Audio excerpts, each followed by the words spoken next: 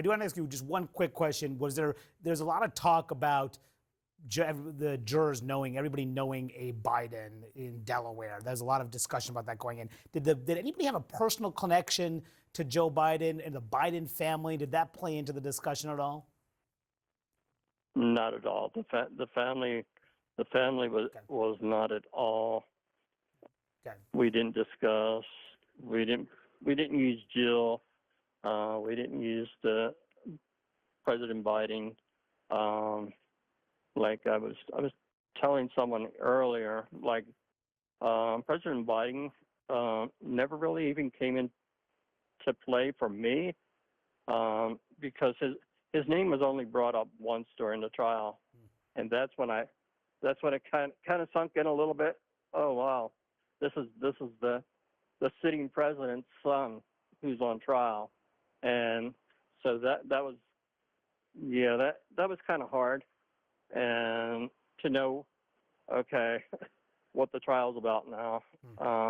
But you kind of put that out of your mind, and after it was brought up again, I did put it out of my mind. I never really put the two together. Juror 10, stand by for a second. I want to bring in my colleague, Paula Reed, who's been covering this trial from start to finish. Paula, I know you have a question for Juror 10. Yeah, thank you so much for joining us. This is so important to hear exactly how you guys reached this verdict. But I want to get your take on Naomi Biden's testimony. What is your assessment of the defense's decision to put her on the stand? How did that impact your decision? It did not impact our decision that much. I felt bad that they put Naomi on trial as witness. I think that was probably a strategy that should not have been done. No daughter should ever have to testify or against her dad. Do you think that Hunter Biden should? Do you think that Hunter Biden should go to jail after this verdict? Well, I was talking earlier, and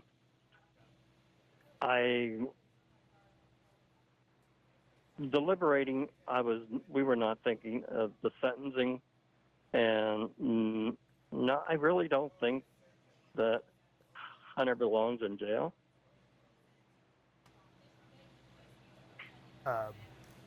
If you look at this case, and you realize that when Haley dumped the gun in the trash can and it was retrieved, and Hunter Biden did not want to press charges because he was the victim of a theft of the firearm. He did not want to press any charges against Haley. And another thing that I also thought was, they asked him, did you want your gun back? And he said no, he did not want the gun back. When he said he did not want that gun back, and that gun sat in evidence for almost 5 years, I think that may have been what led to his downfall.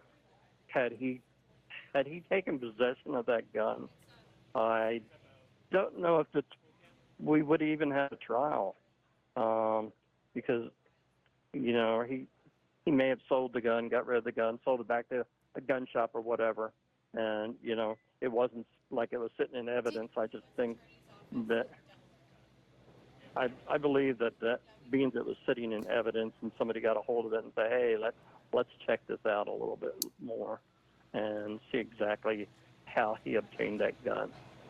Juror 10, it's Manu Raju again. Would you have wanted to hear from Hunter Biden himself? Do you wish he testified, or did that make any difference as you're weighing conviction? No, I didn't want to hear from Hunter, and I think sitting through the whole trial, I was thinking he's better off not testifying, because I don't know what his state of mind was.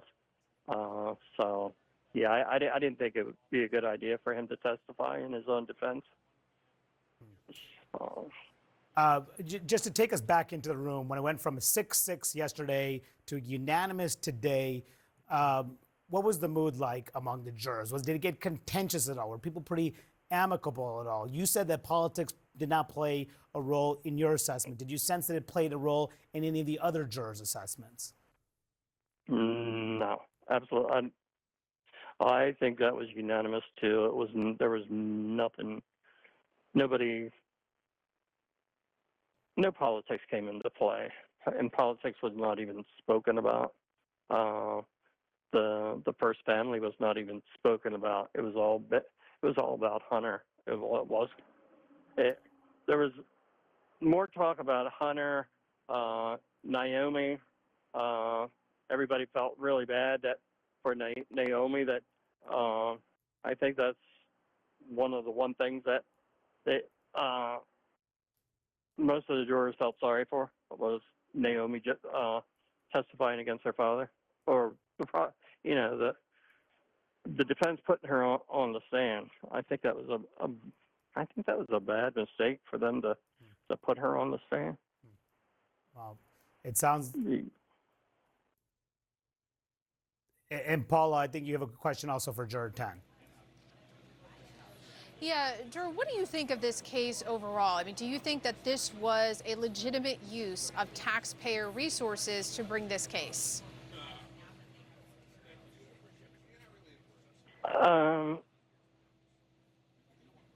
Yes, I do believe it. Once they found out that Hunter bought a gun, and did he buy it legally? Was he an addict? Was he addicted to crack when he purchased it? And that was the biggest factor in this whole case, and that's what the whole case was about. And so, all 12 jurors did agree that yes, he knowingly bought a gun when he was an addict or he was addicted to drugs.